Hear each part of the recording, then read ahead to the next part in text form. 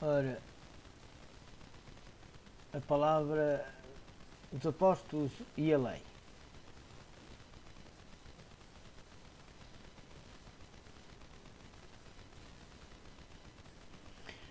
A lei é santa e o mandamento santo e justo. E bom, podemos ler Romanos, anulamos depois a lei pela fé, de maneira nenhuma, antes confirmamos a lei.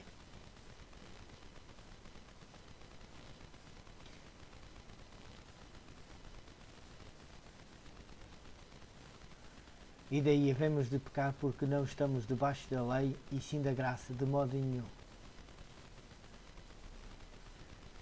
No dia seguinte, indo eles de caminho, estando já perto da cidade, subiu Pedro ao eirado, por volta da hora sexta, a fim de orar, e estando com fome quis comer. Mas enquanto lhe preparavam comida, sobreveio-lhe um instante. Então viu o céu aberto, e descendo um objeto que, como se fosse um grande lençol, a qual era baixado à terra, pelas quatro pontas, contendo toda a sorte de quadrúpedes, répteis da terra e aves do céu. E ouviu-se uma voz que se dirigia a ele: Levanta-te, Pedro, mata e come. Mas Pedro replicou: De modo nenhum, Senhor, porque jamais comi coisa alguma comum e imunda. Eu sou a videira verdadeira e meu pai o agricultor. Todo o ramo que estando em mim não der fruto, ele o corta, e todo o que dá fruto limpa, para que produza mais fruto. Ainda, vós já estáis limpos pela palavra que vos tenho falado. Permanecei em mim e eu permanecerei em vós. Como não pode o ramo produzir fruto de si mesmo, se não permanecer na videira, assim nem vós o podeis dar, se não permaneceis em mim. Eu sou a videira, vós os ramos. Quem permanece em mim e eu nele, esse dá muito fruto. Porque sem mim nada podeis fazer. Se alguém não permanecer em mim, será lançado fora à semelhança do ramo e secará.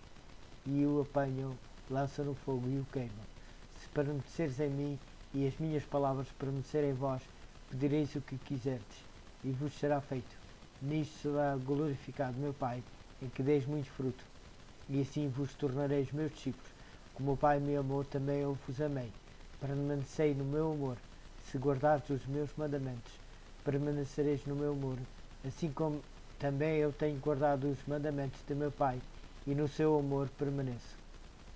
Tenho-vos dito estas coisas para que o meu gozo esteja em vós, e o vosso gozo seja completo. Estando, falava eles ainda o povo, quando sobrevieram os sacerdotes, o capitão do templo e os saduceus, ressentidos por ensinar eles o povo e anunciarem em Jesus a ressurreição dentre os mortos, e os prenderam, recolhendo-os ao cárcere até o dia seguinte, pois já era tarde. Muitos, porém, dos que ouviram a palavra a aceitaram, subindo o número de homens quase 5.000 no dia seguinte. Reuniram-se em Jerusalém e as autoridades, os anciões e os escribas, com o sumo sacerdote, Anas, Caifás, João Alexandre e todos os que eram da linhagem do sumo sacerdote, e pondo-os perante eles, os erguiram, com que poder ou em nome de que fizeste isto?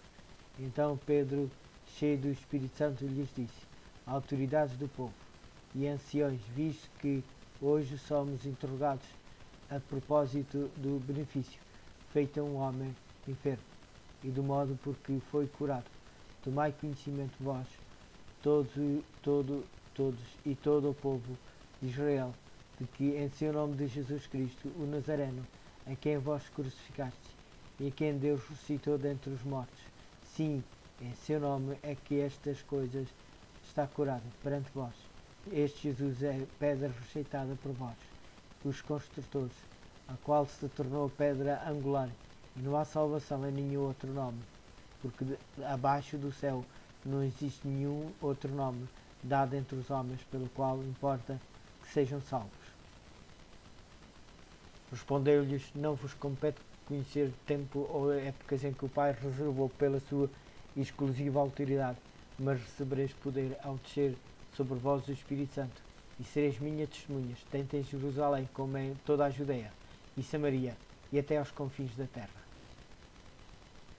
Disse o Senhor a Moisés e Arão, na terra do Egito, este mês vos será o principal dos meses. Será o primeiro mês do ano. Falai a toda a congregação de Israel, dizendo: aos 10 deste mês, cada um tomará para si um cordeiro, segundo a casa dos pais, um cordeiro para cada família. Mas se a família for pequena,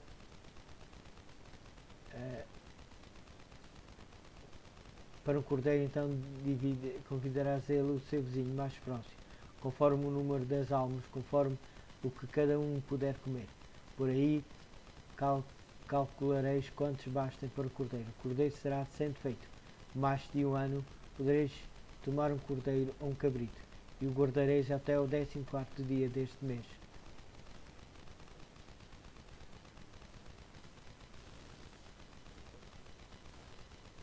Quem, pois, lembrar-vos desta, embora já estejas ciente de tudo, uma vez que todos que o Senhor, tendo libertado um povo, tendo da terra do Egito, destruiu depois os que não creram, e os anjos os que não guardavam o seu estado original, mas abandonaram o seu próprio domicílio. Ele tem guardado sob trevas em algemas eternas para o juízo do grande dia, como Sodoma e Gomorra e as cidades circunvizinhas que, havendo-se entregado à prostituição como aquelas, seguindo após outra carne, são postas para exemplo do fogo eterno, sofrendo punição. Com tanta evidência para a contínua validade da lei de Deus, porque tantos cristãos argumentam contra ela. Em primeiro lugar, alguns, como vimos, consideram certos textos do Novo Testamento que condenam uma falsa compreensão da função da lei, mas concluem que o problema está em a própria lei. Como resultado, alegam que os 10 mandamentos não são obrigatórios para o que estão na Nova Aliança. Em segundo lugar, outros são tão convencidos de que o sábado não é obrigatório para os cristãos que, para justificar essa posição, afirmam que todos os mandamentos foram crucificados com Jesus na cruz. Em terceiro lugar, alguns argumentam que os outros 9 mandamentos estão em vigor, mas o quarto mandamento do sábado foi substituído pelo domingo, observado em homenagem à ressurreição de Jesus. Existem inúmeros problemas com todas estas posições. Nesta semana examinaremos a atitude do apóstolo de Cristo acerca da lei, porque certamente se a lei tivesse sido anulada ou modificada após a morte de Cristo, os apóstolos saberiam algo sobre isso.